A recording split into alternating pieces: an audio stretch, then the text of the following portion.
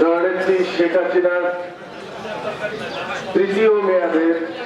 দ্বিতীয় বছর পূর্তি উপলক্ষে আজকের এই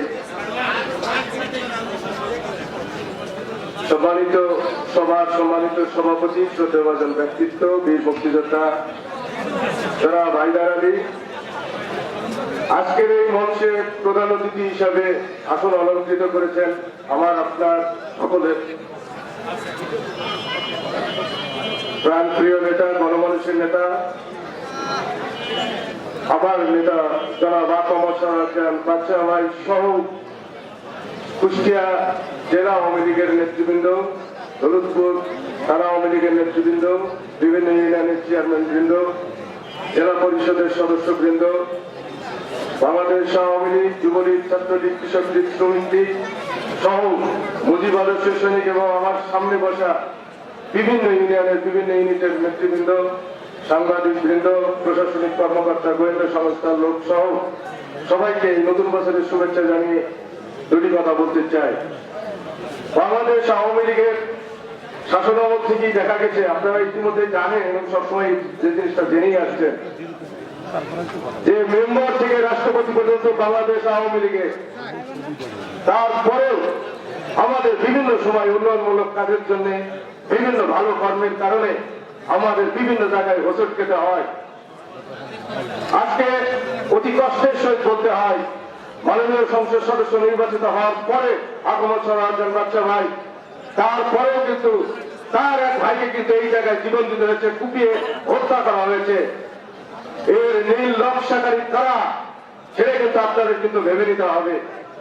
মনে রাখতে হবে। উন্নয়নের কাজের জন্য বাধাগ্রস্ত করতে কিছু কিছু সিস্টেমেটিক বাধা আছে, সেই সিস্টেমেটিক বাধার ভিতরে কিন্তু এই সেই হত্যাকাণ্ড একটি, তার মানসিকতা সাহসিকতা কিন্তু রুদ্ধ করে দেওয়া হয়েছিল। আমি ব্যক্তিগতভাবে মনে করি আসলে আঘাতটা সেদিন বাংলাদেশ আওয়ামী লীগের উপরে হয়েছে, দৌলতপুর উপজেলা শাখার মাননীয় সংসদ সদস্যের উপরে হয়েছে এবং যারা ওনাকে বেশি ভালোবাসেন তাদের উপরে কিন্তু হয়েছে। আমি আরেকটি কথা বলতে চাই, মনে করেন আমার একটা গ্রুপ, আমি অন্য কারোর নাম বলতে চাই না, সরকার আতিক সাহেবের একটা গ্রুপ গ্যাঞ্জাম ফেসাদ লেগেছে, তারা অবস্থান নিয়েছে, তারা গুলো বলে আমরা অবস্থান নিয়েছি উপজেলাতে, ঠিক তারা গুলো মনে পাশ থেকে নেমে কিছু মুজিবকর ধারী লোকজন ওই জায়গায় এসেছে, তখন অবস্থান করছে তারা গুলো আমলে আমরা অবস্থান করছি উপজেলাতে, ঠিক পাশ থেকে নেমে দেখা যাচ্ছে কিছু মুজিব কোটধারী লোক ওই জায়গাগুলো মনে অবস্থান করছেন, তার লোকজন লাঠি সোটা নিয়ে ওই জায়গায় যা বসে আপনারা কোন গ্রুপ করেন, তখন ওনারা বলছে আমরা শীতের জন্য মুজিব কোট করেছি, আমরা কোনো দলমল কোনো কিছু করি নাই। তাই বলতে চাই যে যারা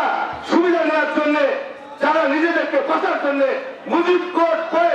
আপনাদের দৃষ্টি আকর্ষণ করছে, বিভিন্ন সময় বিভিন্ন নেতাদের কাছে যে কাম মন্ত্র দিয়ে অরিজিনাল যারা আওয়ামী লীগের রাজনীতির সাথে জড়িত তাদেরকে কণ্ঠাসা করার চেষ্টা করছে, সুবিধা নেওয়ার জন্য চেষ্টা করছে, তাদের দিকে কিন্তু নেতৃবৃন্দকে খেয়াল রাখতে হবে। আমি অনুরোধ করব,